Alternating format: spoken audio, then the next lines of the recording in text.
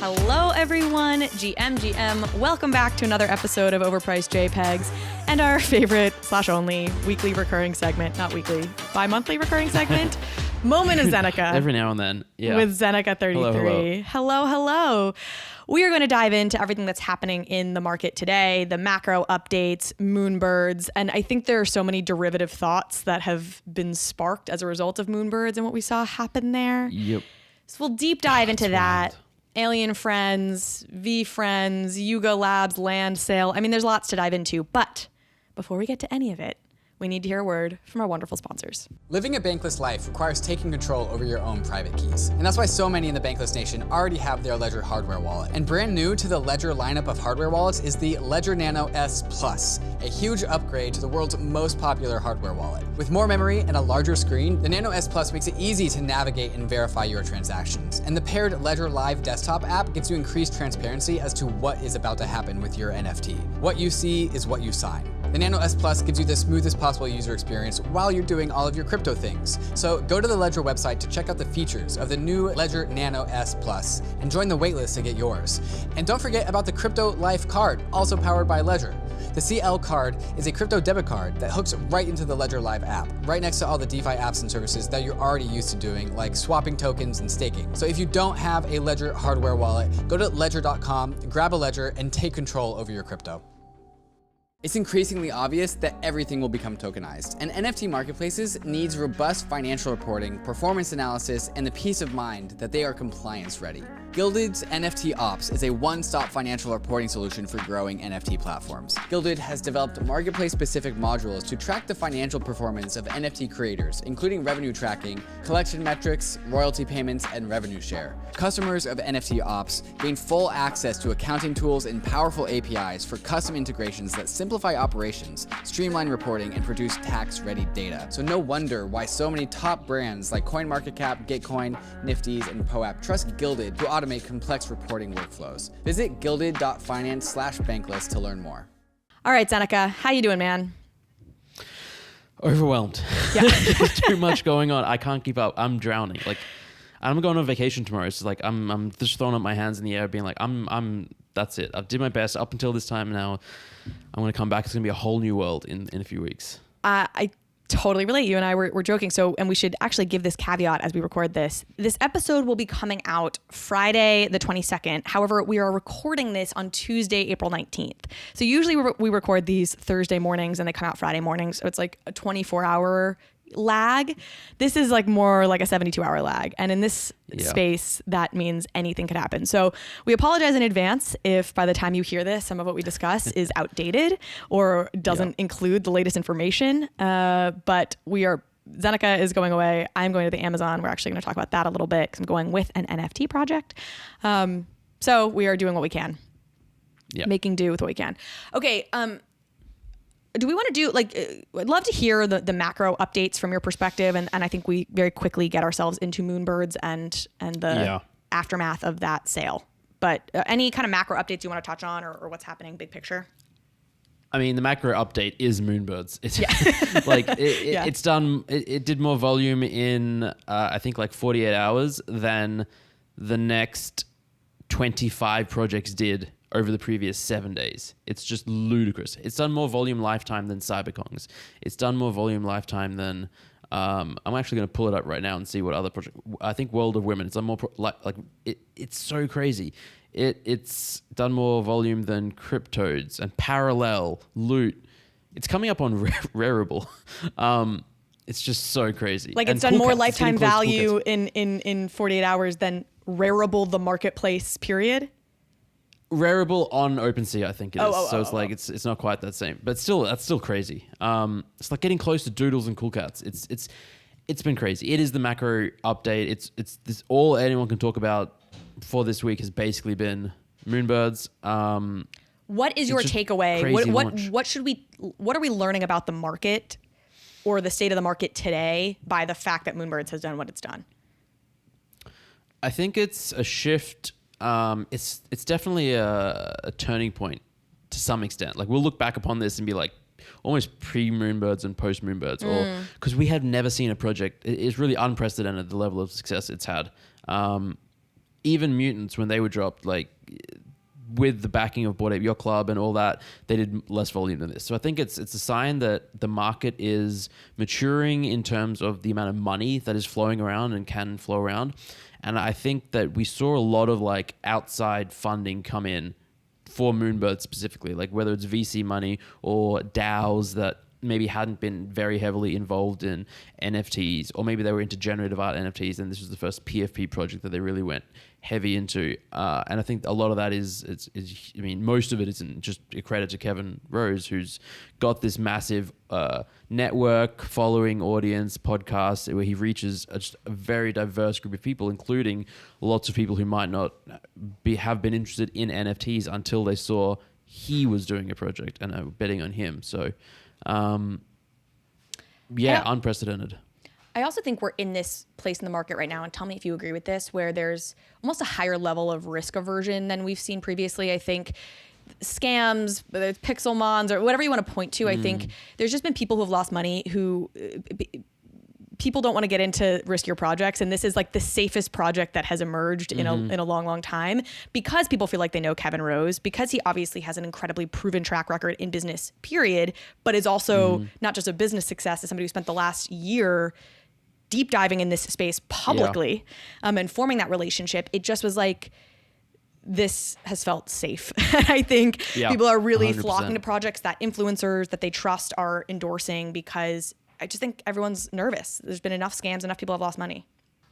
Yeah, and there's just too many projects now, like just way too many for people to, even really good, legitimate projects are just, it's turning out they're not making it, or like their floor prices are crumbling, and maybe they'll turn it around, but maybe they won't, and people are a little bit panicked. And it's sort of like, I think when we did the last couple of macro updates, it was like, it's blue chip season, and that's where I think this is just an extension of that, where it's too early to call Moonbirds a blue chip. It's been out for less than a week, but it's certainly got a lot of the qualities that the blue chips have. And I think that, to your point, a lot of people felt that this is a really safe place to. But I thought that I don't know if I said it publicly or in my Discord or something, but I was like, I have never been more bullish on a project pre-launch than Moonbirds. And it still exceeded my expectations. Like I was thinking, to begin with, maybe the floor settled around 7, 8. Then closer to launch, I was getting more bullish. I was like, my most bull case was like a 12 ETH floor. Yeah. And we're sitting at 20 basically now. I had said, I was like, if it hits 6 or even 6.5, I'll buy one, which of course it didn't do, unsurprisingly. Yeah. It was close. I think the lowest it got was around 7.5. I was eyeing it. I was tracking it so close on secondary that day because I didn't get on the allow list. And, of course, in hindsight, I should have just bought it 7.5. But that's too much money for me to put down all at once. I can't. Yeah. I can't do that. There's always the risk. Kevin Rose was hit by a car and it went to 0. Right. I can't play with what I can't afford to lose, kind of a thing. And you never that know. much money on one project is too much for me. There's there's a lot of risk. I also think it's still really early. Yeah. I think I think this also presented an opportunity for I think this presented other buying opportunities, because so much energy and liquidity was sucked up by Moonbirds. That liquidity came from somewhere. Some of it you suggested is new money, but it also came from other projects.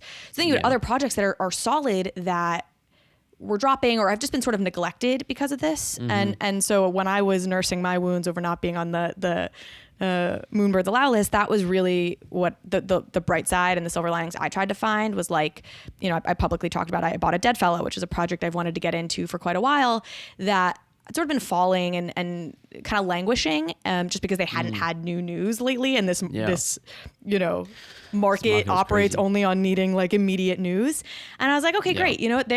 Nothing's changed about these fundamentals, but it's dropped a bit and it's cheaper than I last looked. I have some extra ETH because I didn't get to spend it on Moonbirds. Like, why don't I go in on that? And then it popped today on the news that DeadFellaz is signed with UTA. UTA, like an hour, like half an hour ago. It's still pumping now. Floors at like 2.2, 2.3. It was at 1.7 before this news. And like you said, it's just like this market moves on news. I saw it, and I saw your tweet the other day, and I was like, I have no DeadFellaz. I was like, this is a hole in my portfolio. I need some. I looked at the market, and I was like, you know what? I'm just gonna wait a bit. Like I feel like it's probably gonna keep dropping until some news happens. And I was just fortunately online as this dropped, someone messaged in a Discord, and I saw it. I was like, all right, I'm just buying. So I got a couple. You perfectly timed the market. I know. Well, I got lucky. Yeah. Yeah.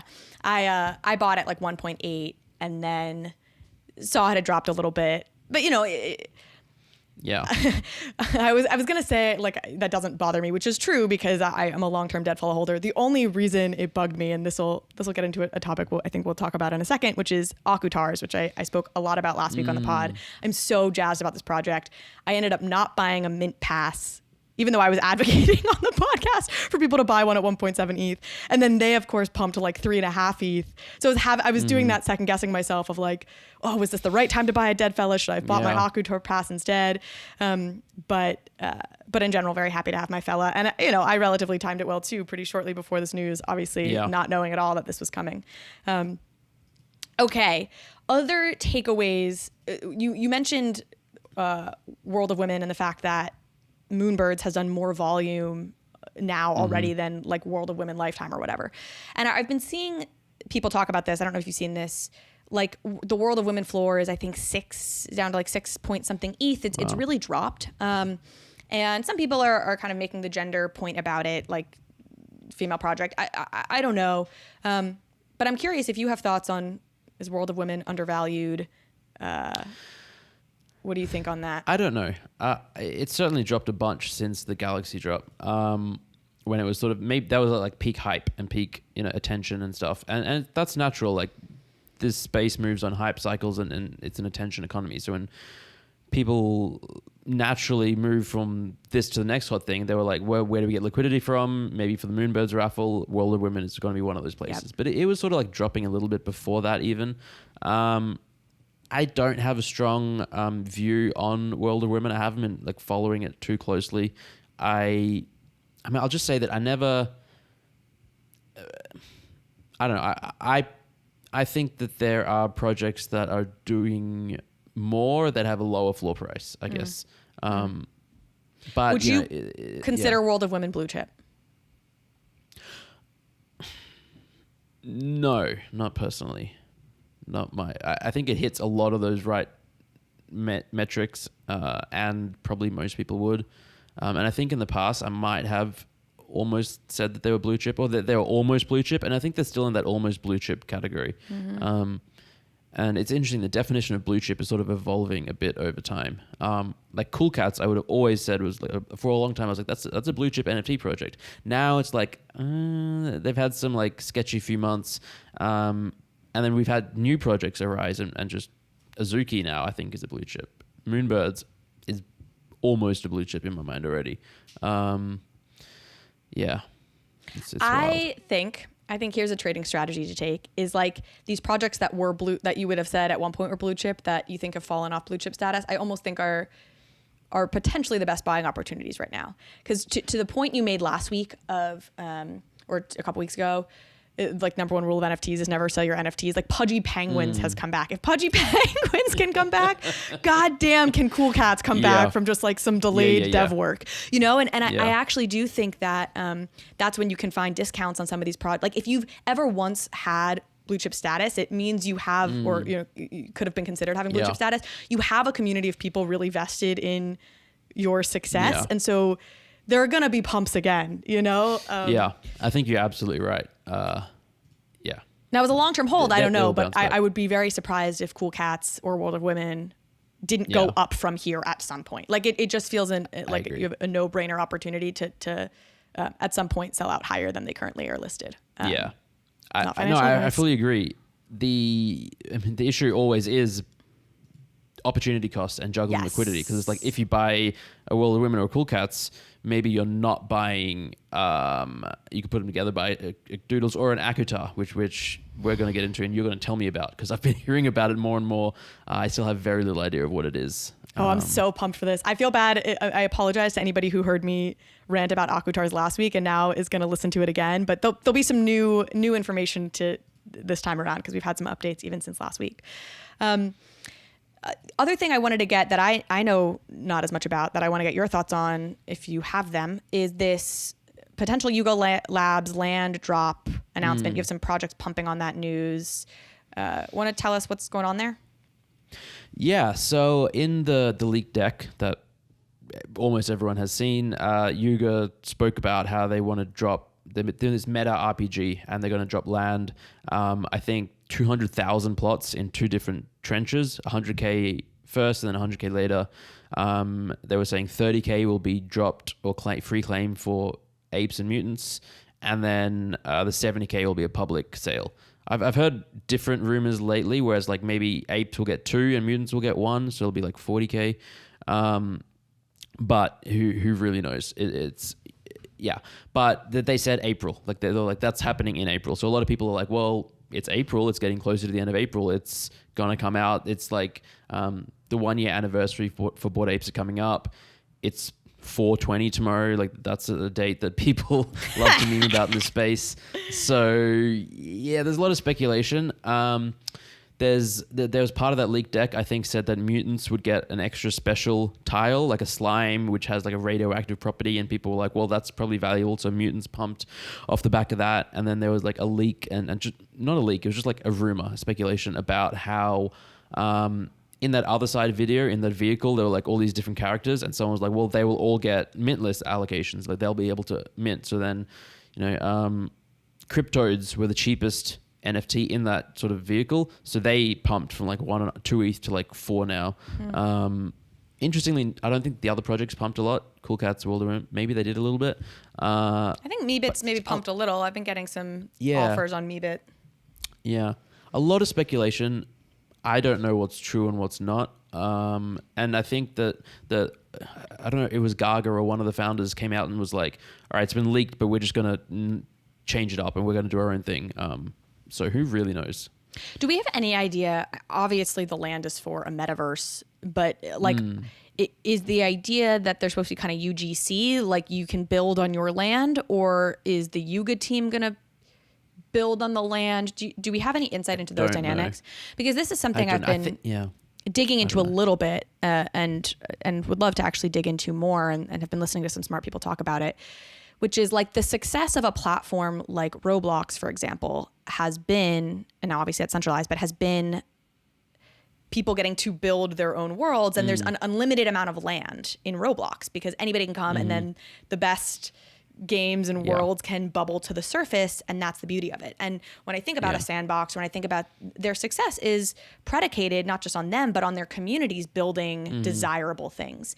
And this maybe backwards thinking of selling land for the metaverse, like will the metaverse, and there won't just be one winner, but a metaverse that wins, what about unlimited land? And you just bubble up, you figure out a way to bubble up the best land plots to maximum visibility. That based on what people are building. I think we'll have both. I think those will exist and they'll flourish, but we'll also have it's almost similar to like the CC0 versus commercial property rights argument, where it's like we'll have these open metaverses where anyone can build whatever they want and some will rise to the top, but then we'll have these places that are like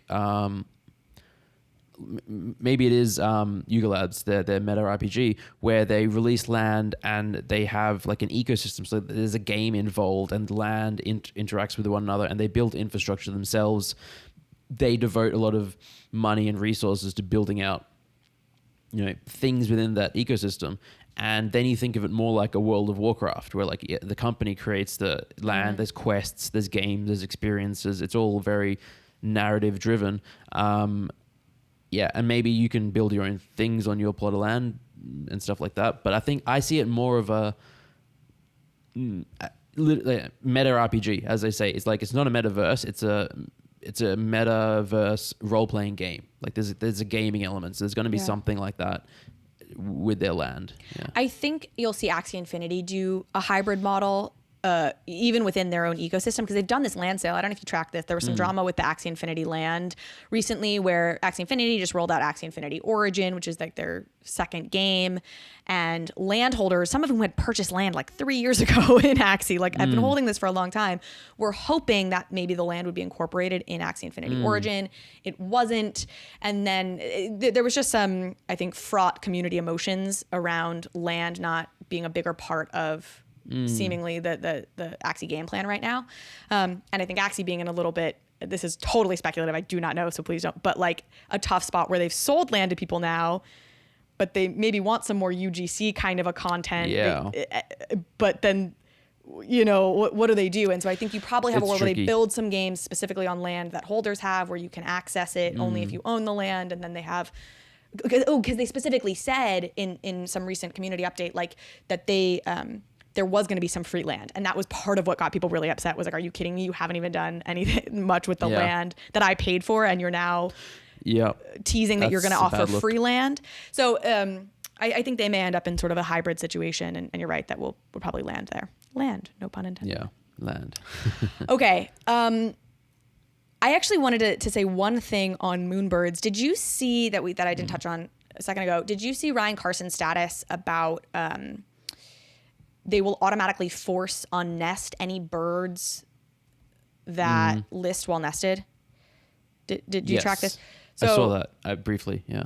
Okay, so just for folks who didn't, Ryan Carson, obviously part of the Moonbirds team, tweeted out saying we will automatically force if you're nesting a bird, which is basically staking it, and you list it on OpenSea, for example, usually the way that works is if you've staked something and you list it, it can't actually be sold.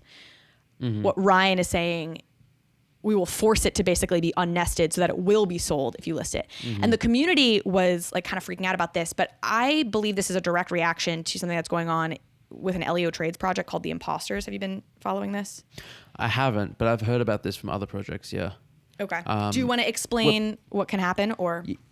Yeah. So I think basically the reason the community was, from what I saw from the tweet, there was backlash is because the way he phrased it, I think, was not ideal. He sort of said it in a way that if you list below floor, a bot will buy it up, and your NFT will get unstaked or unnested, and a bot is going to come and buy it. Someone's going to buy it. So don't. And people were like, well, are they trying to manipulate the floor and say that? What he was trying to say, I believe, is that it's a solution to a problem that some people would stake an NFT or nest an NFT and then go and list well below floor to artificially manipulate the floor price. So people say, hey, the floor, while in the real floor might be 12 ETH, they list something for 4 ETH. And then someone else comes along, they can't buy your NFT. So it's just stuck there. It's listed at 4, but it's like a fake floor. And then maybe people start listing, undercutting that. Maybe they think 4 is the real floor.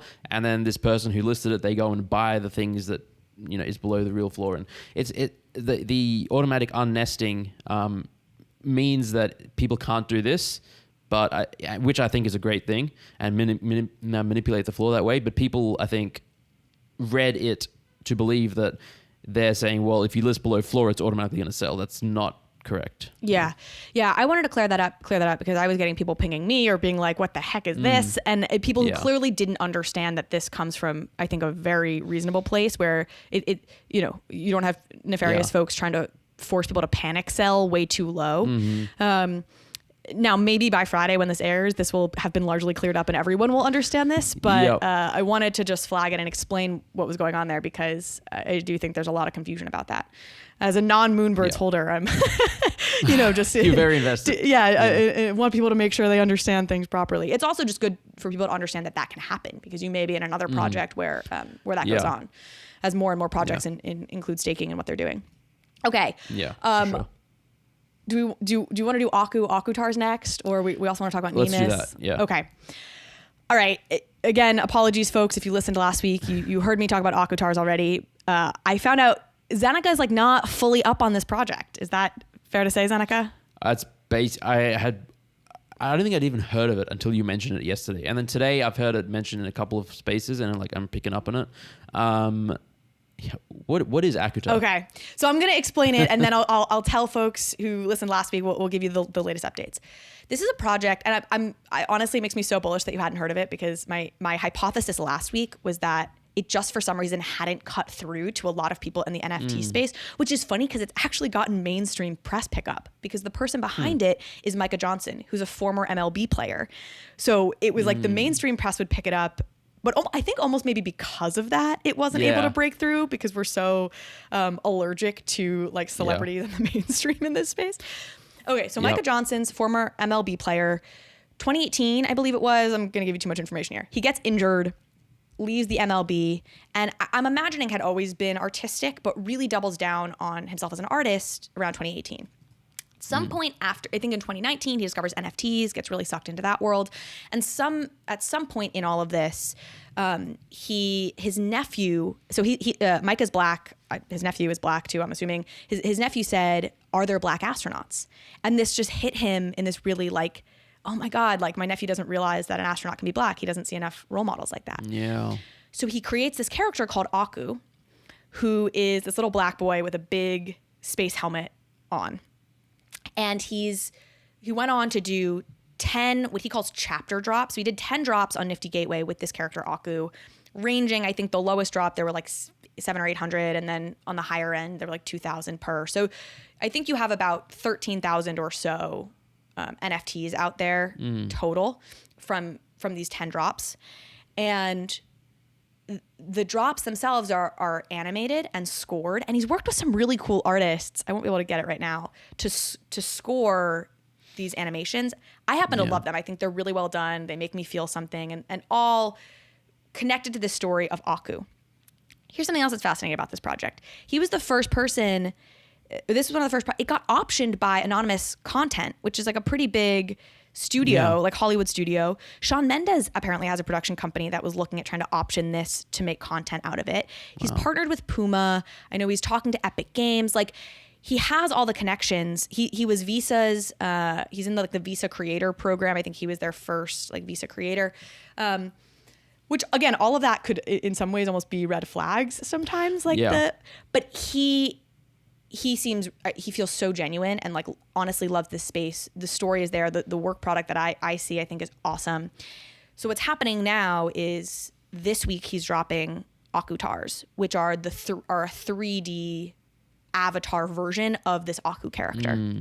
And it's designed in Unreal Engine. So it's designed to be like game playable and is supposed to be feeding into, again, I don't know for sure exactly where things stand with Epic Games, but my understanding is like far along, like they're looking to incorporate this character into Epic Games things. Wow. And so to me, it's that perfect combination of like cool art, well executed, awesome story. I mean, at one point, I think it was like 2% of total supply was listed. Like it was tiny, like everyone was diamond handing it. So people are really passionate about this project who have bought in. And, now Akutars is starting to get some traction. There's this mint pass you can buy, which is sort of a misnomer because it actually you'll just get an airdrop. The snapshot's being taken on Thursday. If you own a mint pass, snapshot's taken, you get airdropped one of these characters. The update that has changed since last week, thank you for letting me go on and on about this, is they've announced it'll be a Dutch auction for the public sale. There's going to be 15,000 Akutars. Some number of them go to the holders.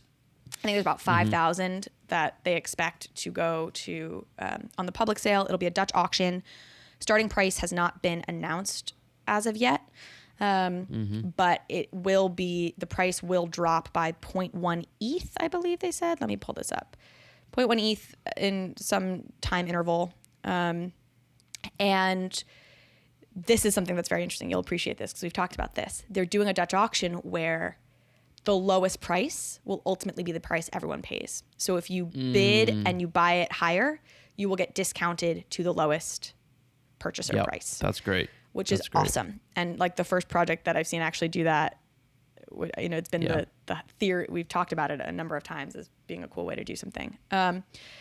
So that's my spiel on Akutars. Last thing, this was just announced too, there will be a half an ETH discount applied to anybody who's a Mint Pass holder who buys in the public sale. So you'll also get discounted.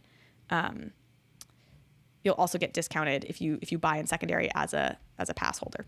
So that's good news for the pass holders. That's amazing. That is amazing. I'm bullish. So they've got the Mint Passes that you can buy. Are the comics also for sale? Yes. Oh my gosh. I'm so glad you asked this.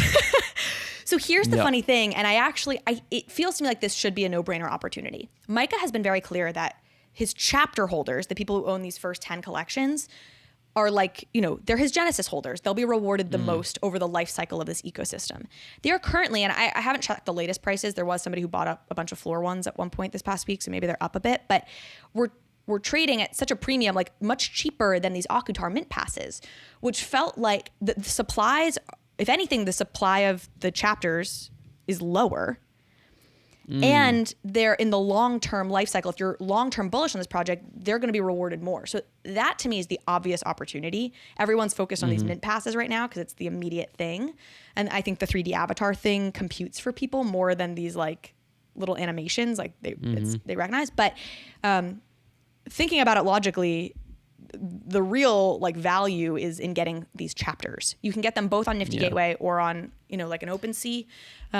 It's a little confusing. I think this is also why this is it's missed the radar is you have to find each chapter collection separately and they trade at different values because there's different supplies on them. Like it's a little bit confusing to really get in, but I would definitely, I bought 3 chapters.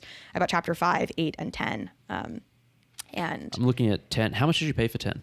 I paid 0.41. It's 1.3 now. Are you serious? Yep. On OpenSea at least. I don't know about Nifty Gateway. Yeah. Okay, I should have scooped up even more. I mean, I knew it. I had such conviction at the time, but infinite regret. Seneca's favorite phrase. Infinite regret. Should have bought more. Yeah. So maybe they're not trading at as much of a premium anymore. Again, it's still long-term life cycle of this, but yeah. What I would be curious, Seneca, is, I've obviously just given you a whole word vomit of everything I feel about this project. I'd be curious as you maybe go in and dive a little bit, like your reaction, which obviously does not have to match mine. You do not have to love this project the way I do. No, obviously. I do. I'm literally thinking about buying right now. Like, okay. I'm looking at them. Excellent. I mean, I want to get a mint pass because that seems to make the most sense. So there's different types of mint passes as well. Like there's rarer and less rare mint passes. I will be honest, I have not fully dove into this. Some mint passes, it basically different mint passes guarantee you different, you can know in advance you're going to get a more or less rare Akutar airdropped to you. There's OG, Mega OG, and just random. Yeah. And me being the floor creature that I have historically always been, just like, doesn't pay as much attention to that stuff because I'm like, well, I probably can't afford the higher end one. But it sounds amazing. I'm glad this project's starting to pop through. I still think it hasn't fully popped through for people, so I still think there's opportunity. And I think eventually it will. I mean, who knows? But that's obviously where my money is, quite literally. Yeah. I love it. I'm gonna get some. Cool. I probably will. I might as well after this. I can't believe that those chapter 10s are already up to 1.4. RARIBLE is the NFT platform that's leading the charge into the multi-chain universe ahead of us. Available on Flow, Tezos, Polygon, and of course Ethereum, RARIBLE is the perfect place for NFT newcomers, profile picture collectors, and experienced NFT traders. RARIBLE has a variety of NFT features that set it apart from other NFT marketplaces. They have a native messaging function allowing you to DM your friends or haggle with sellers. They also have a mobile app on iOS and Android with a built-in NFT portfolio tracker tool so you can easily check the value of your digital art portfolio. RARIBLE is built on the RARIBLE protocol, a multi-purpose, open source, and community-governed NFT protocol that helps build products and services across the NFT ecosystem, including white label marketplaces tailored to specific NFT communities. So go to rarible.com and start discovering and trading NFTs, putting in floor bids to join PFP communities, and DM with some brand new internet friends. If you're starting on your NFT journey, you need MetaMask. This is your tool to unlock the world of DeFi and NFTs without giving up custody over your private keys. MetaMask is both a secure in-browser wallet and also a secure bridge for your hardware wallet so that you can connect to any Web3 enabled website. You can now trade tokens with any DEX or aggregator. MetaMask Swap gathers real-time pricing information across the DeFi exchange ecosystem, allowing you to select your best price while getting all of the MetaMask benefits of self-custody, lower gas costs, and increased transaction success rates. MetaMask also has a fantastic mobile wallet, which I use while I'm out and about. And I use it to collect POAPs, NFTs, and use it for all my DeFi things while I'm away from home. If you haven't downloaded MetaMask, you gotta try it out. Download MetaMask for desktop and mobile at metamask.io, or load up your Ledger, Trezor, Keystone, or Lattice hardware wallets so that they too can get into Web3. All right. Nemus. Do we want to do Nemus? Nemus. Yeah, let's talk about Nemus. Let's do this. Okay, I'll give quick context and then I want you to do the talking here. So Y'all may or may not have heard of the project Nemus. Probably not. I still think it hasn't also broken through to the mainstream. Call it. The reason we're bringing it up now is I am heading to Brazil tomorrow. More specifically, I'm heading to the Amazon, and I'm going with the Nemus team because they are a group of Brazilian Americans, many of them, and their project is very connected to the rainforest. I'll let Zeneca talk more about it, but we are going to be shooting really a documentary. We're working with an amazing Brazilian filmmaker, and we're going to try and create a really beautiful piece of work about what's happening in the Amazon right now in this particular area and how this ties into Nemus and their project. So with that, why don't you talk about Nemus a little bit? Amazing. That's exciting. That's really, really exciting. Nemus is a project that I love. I found out about it months ago, I think. I think it was late last year.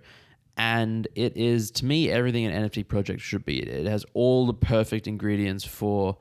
So what they're trying to do is they're trying to save the Amazon rainforest and use NFTs to empower that. And they're approaching it in a really thoughtful, conscientious manner where they say you can buy an NFT, which is basically a plot of land on a map that like maps to a certain area of the Amazon.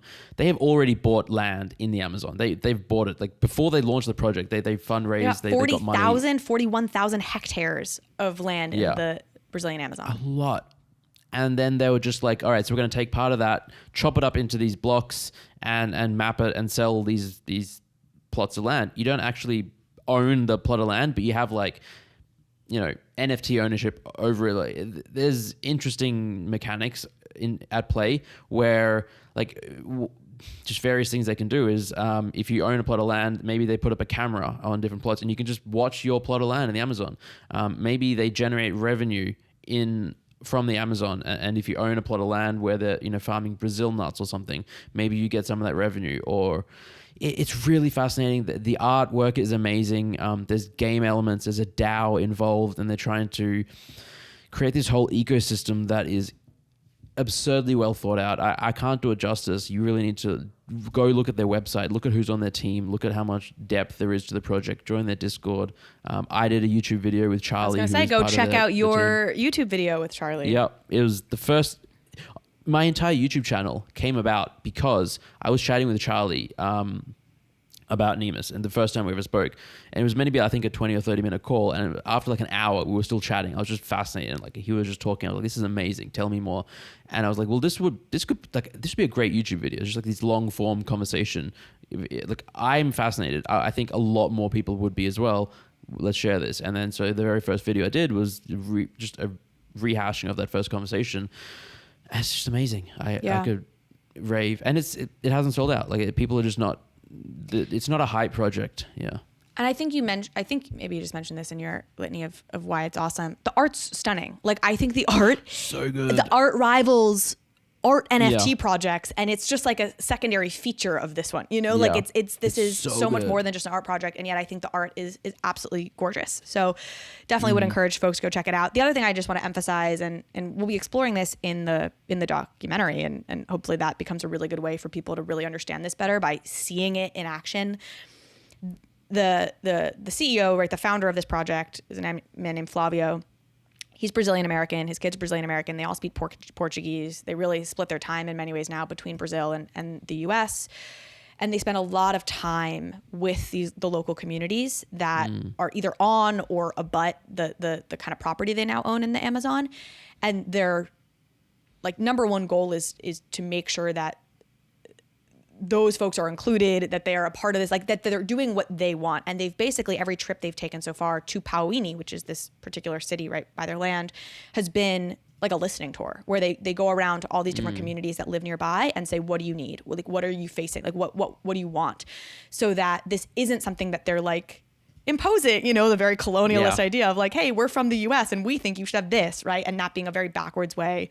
We've just seen that fail over and over again in human history to like terrible results. And so they're really conscious of that. And they're my understanding is very welcomed by these communities because they've approached it so well. And, again, they speak Portuguese. They speak to everyone locally. And so I want to capture that. But I also want to talk to the local community and see if I can get sort of honest answers from them, hopefully, around how they feel about everything that's going on, and that being a huge part of the story. But, crypto being this global connector of infrastructure, I think is that's what's playing out here in this really cool way, where it's just connecting. They really want this to be a connective tissue between people whose passion is to protect our environment and the rainforest specifically, which is amazing.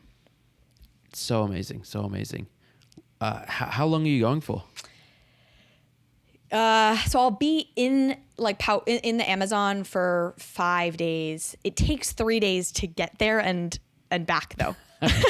So I'm gone for 10 days. That's insane. But I'm only in the rainforest itself for 4 or 5 days. They're staying a 5th day. I think I might be leaving a day early for a couple of reasons, but I'm both excited and nervous. I'm not the most rustic of people, so camping in the jungle is not typically my thing, either. But was an opportunity I couldn't turn down.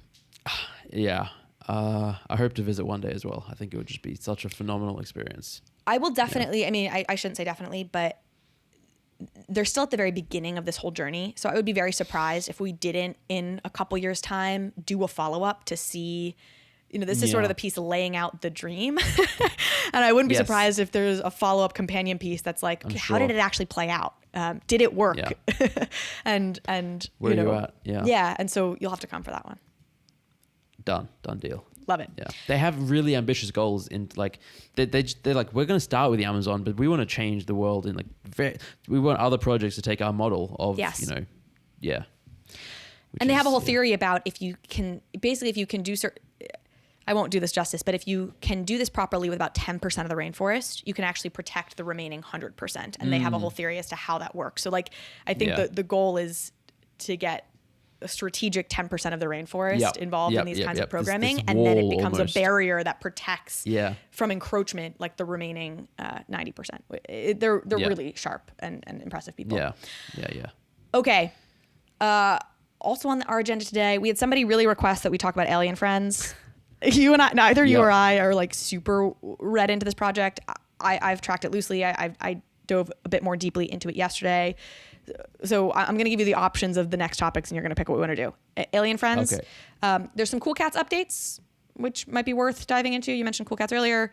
The latest in VeeFriends Series 2. I think that update's quick. Some OpenSea stuff. Launching credit card payment options, big deal. Solana NFTs and OpenSea. So of those 4, what would you like to dive into next? Let's do VeeFriends and let's do the alien one, but I'm gonna be useless. I'll be the joke for that. Yeah. Okay. Do you then want to give VeeFriends Series 2 updates, or I'm usually our VeeFriends expert in house, but you are. I minted mine today, so that's something. I'm gonna mint mine probably after this call or tonight, depending on my timing. If I have meetings right after this, they're not revealed yet, correct? I don't know. I've minted. I haven't checked. Okay. I think he said they weren't going to be revealed until after public sale, which is a bummer because I will be in the Amazon and not tracking these things. Yep. And so I won't be able to degen fully in terms of doing some trading right after reveal. But oh well. Yep. It's the beauty of buying projects that you're long-term bullish on. I don't really care if I don't capture the one moment. Okay. Yeah. And I'll say there were delays there. I mean, this was supposed to start minting a week ago. I don't know. It feels like it's pushed back a lot. Yeah. There was consistent, which is, this was true for VeeFriends Series 1. Gary Vee pushed back mint on VeeFriends Series 1 by several days. Mm-hmm. They struggle a little bit with deadlines over there, but he always delivers, so it does not worry me in the least. Yeah. He wants to get it perfect. Okay, speaking of delays, what you wanted to do Alien Friends, not Cool Cats, right? Either or. I was going to say, speaking of delays, Cool Cats, I think that the game is supposed to have finally launched. Did you see this? Yeah, Cooltopia? Yeah, people are playing it. People are playing it. People are enjoying it. There's quests. I think even after it launched, there was some tech issues and people were struggling. And the floor price, it spiked when they were finally launching it, and then it crashed after there were tech issues. It's sort of been coming back up now as they've been working through the issues. They haven't taken it down. It's not a delay. I guess enough people are enjoying it. I feel bad for them, honestly. The team. I know how hard they worked for so long. And it's I don't know why there's so many issues. I'm imagining that it's got some amount to do with Polygon. I know that the network has a lot of difficulties, but Yeah. A game is also ambitious. I'm wondering, and I'm sure they are too, potentially in hindsight, if that was the right next move. I think it feels like maybe the idea there was like, we're this big project, we have to keep driving the space forward, and a game is what everyone promises. And if we can be cool cats and actually deliver on it, won't that be great? And maybe they underestimated the lift of what it takes to build a game, and it a little bit backfired. Would be my read. That sounds about right. Yeah. Cool pets also have not hatched, and I ended up buying a cool pet because they were cheap, and I think things will pump again for cool cats someday. I think so too. And I'm like confused. I don't even know what to do with it, and I guess the answer is nothing. But I know I was supposed to be feeding it something, and I just I haven't been I feel like they've sort of dropped off the map a little bit. Yeah, I think. Yeah, I think you can quest or get milk or something with it. I hear chatter, people doing stuff with their cool stuff. All right. That's quality of our analysis has really dropped over the months. We started off real strong and passionate, and we're basically just mumblecore right now. Okay. People doing stuff about cool stuff. Yeah. I think it's indicative, though. I think the fact that you and I aren't super read into it, especially you who owns cats and has for a while, like the fact that we're not more read in itself, I think says what you need to know about what's happening to cool cats right now, which is there was this point where I felt like they were all the rage. They had released that trailer, and like everybody was just, it felt like they totally dominated the conversation. And then I think all the delays really hurt them. Fatigued the market as well. Yeah, I think that's the right way of putting it. People just got tired of waiting, and so the launch, I was surprised to be like, oh my God, it launched, and I hadn't even heard, I'd sort of had to seek it out. And so quite anticlimactic. Okay. Alien Friends, the one I think we've been avoiding. Yeah, Alien Friends. Okay. It's an incubator or something. Yes. Do you want to tell me what you know about Alien Friends? Sure. Alien Friends is I believe a PFP project which has kind of cute art. No, it pumped a lot. I want to say January. Yep. Yeah, January is probably a big month for them. Like it was sort of this whole meta of cute PFP projects, and they were like top of the list. Like a lot of people are rocking them. There was a lot of hype around them, and they did really, really well. I haven't really tracked or followed them since then. Okay, that's a great place to start. So I have always been a little bit, I'll admit, confused about the Alien Friends thing. As somebody who hadn't dived deep into the ecosystem, the art didn't happen to speak to me personally. I don't tend to be like an overly cutesy gal anyways in terms of what I respond to. And so I didn't really understand. Unsurprisingly, as you learn with all these, they obviously have a really awesome community, like seems to be lovely, kind, and they're obviously passionate about their alien friends. The other thing I learned, and this I think helps to explain part of the pump in January, though I'm sure there are other things, Alien Friends seems to have a connection to the Nelk brothers who do the Full Send podcast.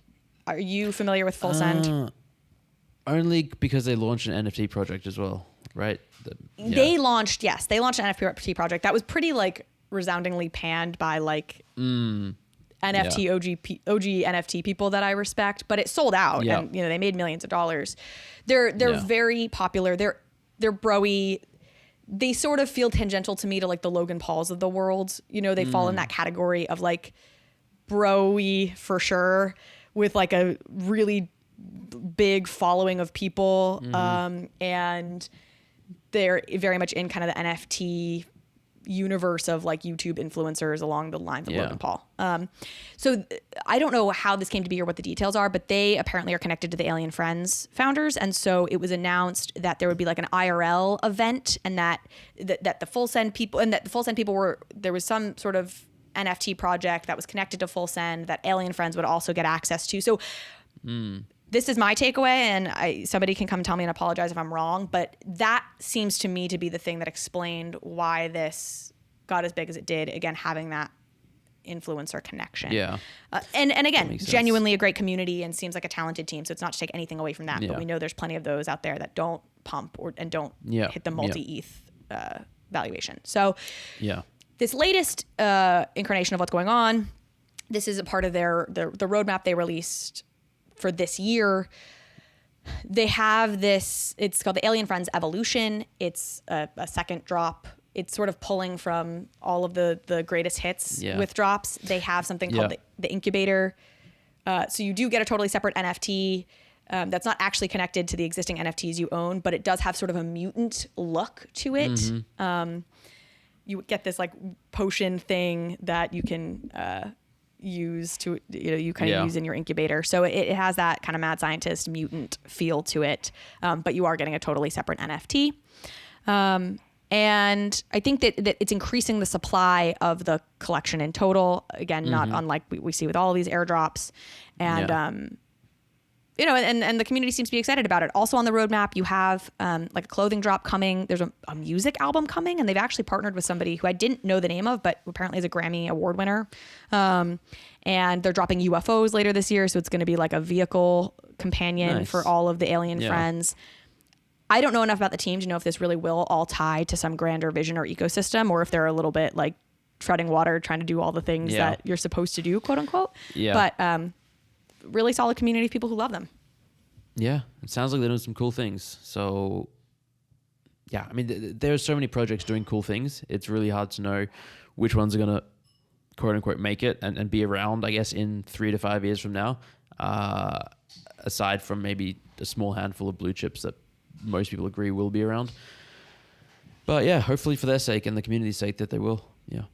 So I don't have your Twitter handle up in front of me. Is it that NFT guy? It might have been whoever it was that asked Seneca and I talked about this. I'm sorry that you might be disappointed. Yes, I saw it as homework. I did not have the time to do the homework until now, so I apologize. Yep. I will say the new art I like better than the old art. All of the art is cute, and I get that there are people who love it. Again, it was never quite my thing. You wanted us to talk about the new art. I think the new art's cool. So there's that. All right. Coming up on time here. So maybe I'll run through just like a couple big things and we can do one. This thread going around about somebody getting hacked through their iCloud account. I think this is more of a PSA than anything else. I'm assuming you saw this, Seneca. Do you have an iPhone? I have an iPhone. Yeah. MetaMask basically tweeted and said, if you use iCloud to back up, I think if MetaMask is backing up to iCloud, or I don't know exactly what it was, but they said, well, if someone gains access to your iCloud, it's possible that they can get access to your seed phrase, which is, through your MetaMask. So be very, very careful. And they had a list of steps on how to, get rid of these permissions and make sure that that's not happening. But yeah, just a PSA for sure. So did you do it? Did you turn off your iCloud, your MetaMask? I did. I turned it off completely. I just turned off iCloud for my phone. So I don't need it. Like, what do I need iCloud? So I wanted the backup. So I went in, I followed their steps, and it was a little confusing because if you get to their final step, you actually have to wait a beat, in my experience, for all of my apps to populate. So I went through their steps, got to the final step, and was looking at a screen where I was like, what am I supposed to do now? So this is a word of the wise. I got to that step. I couldn't see MetaMask, so I just turned it all off. Yeah. Okay. If you can't see MetaMask, like just wait. You kind of have to give it like 30 seconds, and then all of your individual apps populate on that screen. You can scroll down, find MetaMask, and turn it off just for MetaMask. So that was the first thing I wanted to say to folks who maybe like me had seen this and were like, I don't want to turn off my whole iCloud, but God, I don't want somebody stealing my MetaMask either. And the way this scam seemed to have been played was they, the scammers were like trying to get access to the Apple ID password for the phone. So somebody was getting notifications saying like somebody's trying to log in. Then they called the person's phone with and made it appear like Apple. It was said like Apple Inc. They made the caller ID Apple Inc. somehow. So the person thought it was Apple, and then they said, hey, it's Apple. We're noticing some suspicious activity on your account, which checked out because they've been spamming it. We need we're sending a code to your phone right now to verify that you're the correct owner. Can you read us that code? And then that code was actually what they needed to be able to get into the phone. Wow, that's scary. That's real sophisticated. Yeah. So it's also like those codes that get texted to you. They say this on those text messages and they send it. Like, don't ever read it to anybody. There's no reason. Nobody's ever going to call you and ask you for that. Just don't do it. And so once they had access to the person's phone, they were able to get to his iCloud, and that was how they found the MetaMask data. And then it was like $625,000 that was stolen. Wow. That's awful. bad. I will say, if you are going to have MetaMask on your phone, a general good rule is to not have it be your main wallet. Just set up a secondary wallet, just in case. I mean, even if someone, holds you up at gunpoint on the street and knows that you have a MetaMask on your phone, they can get access to everything. Whereas if you only have a couple ETH in there, well, not only a couple ETH, but like less than what you would normally have in your main wallet, it really limits the steel pipe attack vector. Yeah. Totally. Yeah, that's smart. Okay, running through this quickly, I don't think we have to analyze it unless you have thoughts you want to. I just wanted to flag some new entrants to the NFT space that are big and said they're coming in. Starbucks. Apparently, I think it may have been a job posting thing. Starbucks mentioned they're getting into the NFT game. Star Trek is going to be coming out with NFTs. That feels big. Nice. Obviously, they're some of the biggest IP in the entire universe when it comes to like loyal fans who collect shit about very the project. Exciting. Yeah. So that'll be interesting. Nice. Yeah, I haven't heard much about either of them. Yeah. Nor have I, but wanted to flag that it was happening. Tom Brady spent $500,000 on a Bored Ape, it looks like, and has now partnered with ESPN to launch a series of Polygon NFTs. It sounds like. So Tom has been in it. You didn't know? Did you not know who Tom Brady was? Were you? No, I knew who Tom Brady was. I didn't know Aaron Rodgers. No, I knew Aaron Rodgers. No. It was someone with initials PM, Patrick Mahomes. Patrick Mahomes. There you go. Patrick Mahomes. Oh, that's funny. There we go. Okay. Yeah. So Tom Brady has been in it because he's a partner on Autograph. So he's been in this now for a little bit and is partnered with ESPN, I guess, to help. They're getting into the space and they're launching on Polygon. Interesting. And that's that. Any other things we want to talk about? I think that's about it. I'm going on a vacation tomorrow. You're going away. We're gonna come back. It's gonna be a whole new world. It's just gonna be, who knows what NFTs are gonna be around then. Like there'll be 3 new blue chips, maybe. 100%. I'm terrified. I'm like, and also because I'm going to quite literally be off the grid. Like I can't even indulge the addiction. There are going to be a lot of moments I can't even indulge the addiction if I want to. Because I'll be in areas. That's a healthy thing. Yeah. I think it's going to be very healthy for me. Yeah. Once I let go of the anxiety. Yeah. Once I get over the anxiety of not being connected. Yeah. And so, I love it. Zeneca, you're the best. Thank you so much for joining as always. Thank you so much. I will not have a recap episode next week, but I have a very special guest that I will be interviewing. So you will not go without a Friday episode next week, folks. And then the week after, you and I will be back here, Zeneca. So, amazing. We'll see what kind of new world we're living in then.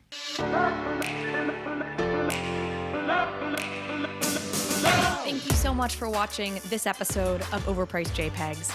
If you liked this conversation, if you liked this episode, please go ahead and hit subscribe.